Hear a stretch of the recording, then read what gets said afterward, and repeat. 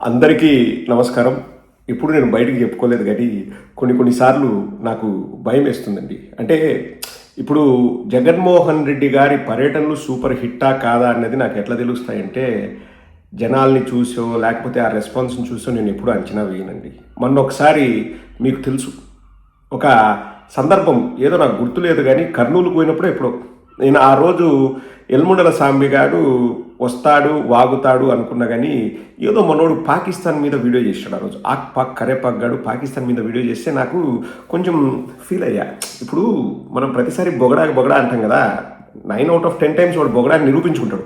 కానీ ఈరోజు ఎందుకు మిస్ అయ్యాడు, అబ్బా మిస్ కాకూడదు కదంటే ఇంకా వెంకటకృష్ణ, మూర్తి, టీవీ5 కదా, మహాన్యూస్, వంశీ వీళ్ళంతా ఏడ్చినారు.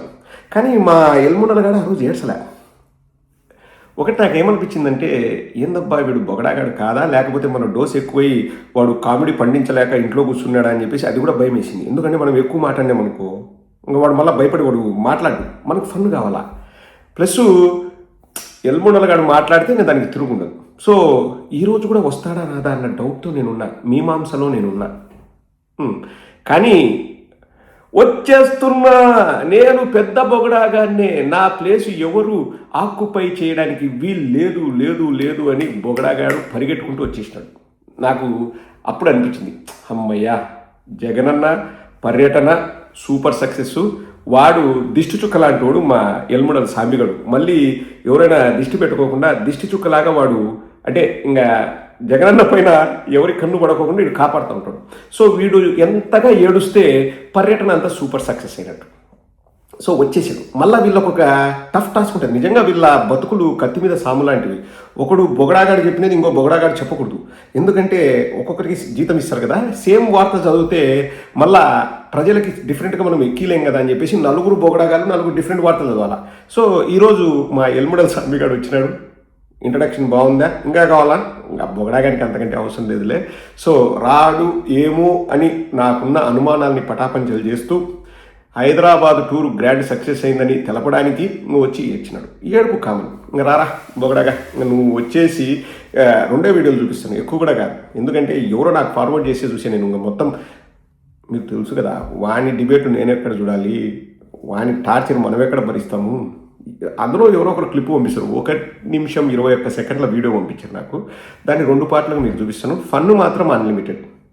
మీకు కావాలా వద్దా, మీకు కావాలా వద్దా, వద్దంటే ఇక్కడే ఆపేస్తాను. లేదు కావాలన్నని కామెంట్ సెక్షన్లో పెడితే మీకు కావాల్సినంత ఎంటర్టైన్మెంట్. వాడు ఉండేది మన కోసం, మనం వాడిని వాడుకోవాలి. వాడిని వాడుకుంటేనే మనకు రిలీఫ్ వస్తుంది. ఈరోజు ఫ్రైడే ఈవినింగ్ మాకు ఇక్కడ, మీకు కూడా ఫ్రైడే నైట్ బాగా స్ట్రెస్ ఎక్కువ ఉంటుంది. మీకు కూడా రిలాక్స్ అవ్వాలి. రిలాక్స్ మనకు ఎలా అవుతుంది అంటే మన ఎల్ముండల సాంబిగాడు. ఇంకా రారా, ఇంతకంటే ఇంట్రడక్షన్ అవసరం లేదు. 3 నిమిషాలు చెప్పినా నీ గురించి. చూడరా, మన ఇద్దరం ఫ్రెండ్స్ కాబట్టి నీకు ఇంత ఇంట్రడక్షన్ ఇచ్చిన అంటే ఇంకా ఎంత పెద్ద బొగడాగాడివి అనేది చెప్పాలి కదా. ఓకే, ప్లీజ్ వెల్కమ్ సార్వాడు, సాంబా సార్వాడు, ప్లీజ్ వెల్కమ్. ఇక హైదరాబాద్ నిండా జనం వచ్చారు. ఎక్కడి నుంచి వచ్చారు? ఆంధ్రప్రదేశ్ నుంచి 3 రోజుల క్రితం ఇక్కడికి వచ్చారు. రోహింగ్యా వాళ్ళంతా సీఎం, ఎక్కడ సీఎం అవుతారు? వాళ్ళంతా జగన్మోహన్ రెడ్డి గారు ఇక్కడే కాదు, బంగ్లాదేశ్ వెళ్ళినా, పాకిస్తాన్ వెళ్ళినా, ఇరాన్ వెళ్ళినా, లేదా బెత్లెహేమ్ వెళ్ళినా, వాటికన్ సిటీ వెళ్ళినా ఇంతకన్నా ఎక్కువ మంది వస్తారు. తప్పేం లేదు. ఆయనకి ఎక్కడ ఓట్లు ఉన్నాయో అక్కడి జనాలు రారు, కానీ ఓట్లు లేని దగ్గర జనాలు బాగా వస్తారు. నేను ఎన్నోసార్లు చెప్పాను, జనాలు ఎక్కువ ఓట్లు తక్కువ. ఇవాళ ఈడీ కేసులు అది ఉంటే ఈ జనాలు వేసుకొని జగన్మోహన్ రెడ్డి ఎందుకు వచ్చారంటే ఆ ఈడీ కేసును పలసపరచడానికి, లేదా ఈడీ కేసు డిస్కస్ చేయకుండా ఉండటానికి. ఇది ఒరే నీ ఏడుపే మాకు శ్రీరామ రక్షణ. బంగ్లాదేశ్ వెళ్ళినా, ఇరాన్ వెళ్ళినా, పాకిస్తాన్ వెళ్ళినా, బెత్లెహేమ్ వెళ్ళినా, వాటికన్ సిటీ వెళ్ళినా జగన్మోహన్ రెడ్డి గారిని చూడడానికి జనాలు వస్తారా? సంతోషం రా, వస్తే నీకేం బాధ. ఆంధ్ర వాళ్ళే తెలంగాణకు 3 రోజుల ముందు వచ్చినారంట. సరేరా, ఇంతకుముందు సేమ్ ఇదే మాట నువ్వు కర్నూలులో కూడా 3 రోజుల ముందు వచ్చినారు అని, దేవరపల్లికి 3 రోజుల ముందు వచ్చినారని కాదురా.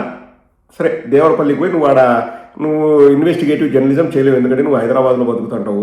సో ఇప్పుడు హైదరాబాద్కి జగన్మోహన్ రెడ్డి గారు వచ్చారు కదా, ఏ హోటల్స్లో బస చేశారు, ఎక్కడెక్కడ ఉన్నారు, వాళ్ళు ఏ మెస్లో భోంచేశారు, టోకెన్లు ఎవరు ఇచ్చారు, ఆ మెస్సుల్లో భోంచేయడానికి డబ్బులు ఎవరు ఇచ్చారు, ఎవరు ఖర్చు పెట్టుకున్నారు, ఇవన్నీ మీరు పెద్ద నెట్వర్క్ కదరా మీది ఒక బొగడాలో సంస్థ కదా టీవీ5 అని. అబ్బా నువ్వా అనేది Venkatakrishna, we report you decide అని ఏదో పనికి మాలిన దానికి ట్యాగ్ లైన్స్ కూడా పెట్టుకుంటారు కదా.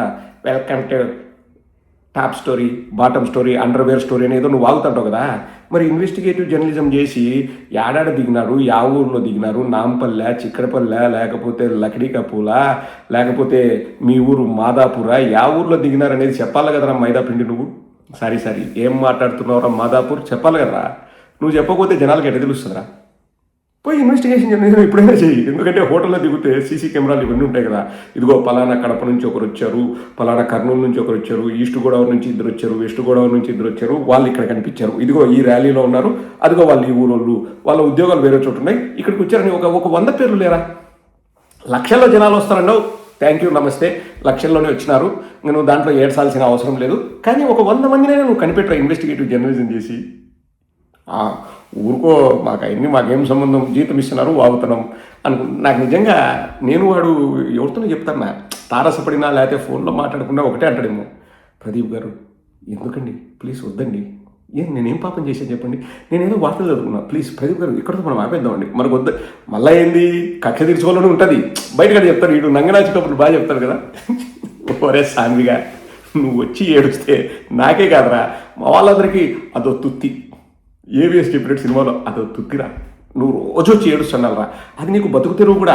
ఇప్పుడు నువ్వు జగన్మోహన్ రెడ్డి గారి పేరు చెప్పుకుంటేనే మీకు వార్త చెల్లుబాటు అవుద్ది, మీకు 4 రాళ్ళు వస్తాయి, మీరు 4 పైసలు సంపాదించుకోగలరు, మీరు బతకగలరు, మీ బతుక్కి ఒక అర్థం పరమార్థం ఉంటుంది. జగన్మోహన్ రెడ్డి గారి పేరు చెప్పకపోతే మిమ్మల్ని కుక్కలు కూడా పట్టించుకో, అది వేరే విషయం, అది మీకు తెలుసు. కాబట్టి రోజు వచ్చి ఏడుస్తాను. మా వాళ్ళు నిన్ను రోజైనా భరిస్తారు, అంటే నువ్వు మాట్లాడేది భరించరు, నేను బాగా పొగుడుతుంటే వాళ్ళకి ఆనందం. ఇప్పుడు అంటే బోడిగుండుకు మోకాలకు ఎట్లా ముడేయాలనో ఇప్పుడు చెప్తారు చూడండి. ఇంకా నేను కూడా షాక్ అయినా, ఒరే ఈ సందర్భంలో అసలు అది ఎక్కడి నుంచి వచ్చిందని నేనే షాక్ అయ్యా. ఒకసారి అది వినండి, అంటే మనోడు మ్యాక్సిమం ట్రై చేస్తున్నాడు, ఒక్కసారి వినండి.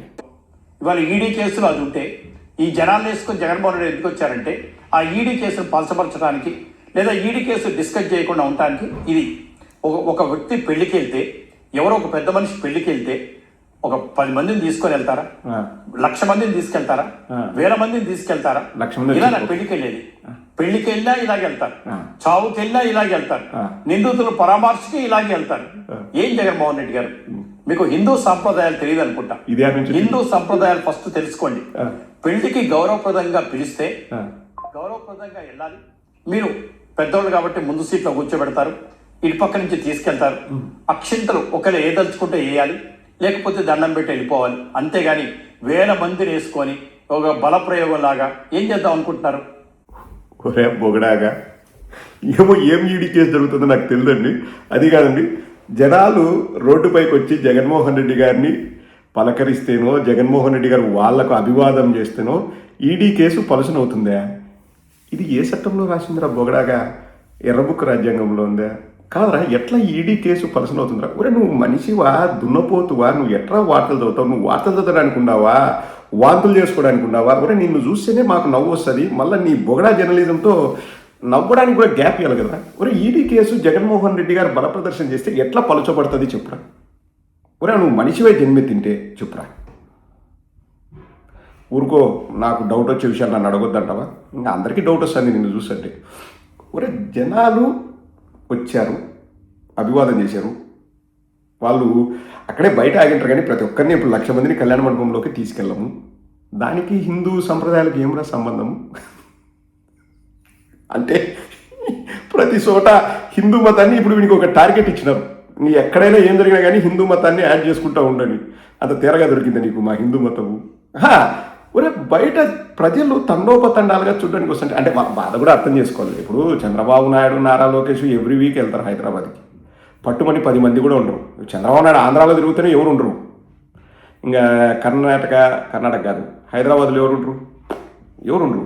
కాబట్టి జగన్మోహన్ రెడ్డి గారు పోతే ఇట్లా జనాలు వస్తున్నారు ఏందని ఇలా బాధ. ఊరే ఇప్పుడు జనాలు రావడం కూడా మా తప్పరా? ఈసారి ఏం రోహింగ్యాలు చెప్పలేదు ఏమి? లాస్ట్ టైం బెట్టి దెబ్బలు బాగున్నాయి రోహింగ్యాలు అంటే. ఒరిస్సా, బంగ్లాదేశ్ చెప్పండి కాదు నిజంగాలేండి, వాళ్ళ పరిస్థితి కూడా మనం అర్థం చేసుకోవాలి కదా. వాళ్ళ బాధలు వర్ణనాతీతం. జగన్మోహన్ రెడ్డి గారు ఇట్లా వస్తారు, ఇంత తండోపతండాలుగా జనాలు వస్తున్నారు, ప్రభుత్వం పైన తీవ్ర వ్యతిరేకత ఉంది, ప్రభుత్వాన్ని అసహించుకుంటున్నారనేది ప్రజలకు తెలిసిపోతుంది. దాన్ని కవర్ చేయాలంటే కత్తి మీద సావం లాంటిది కదండి.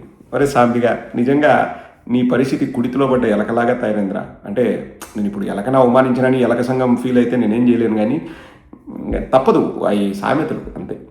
ఎలక సంఘానికి నేను క్షమించమని అడుగుతున్నా మిమ్మల్ని సాంబిగాడితో పోల్చినందుకు.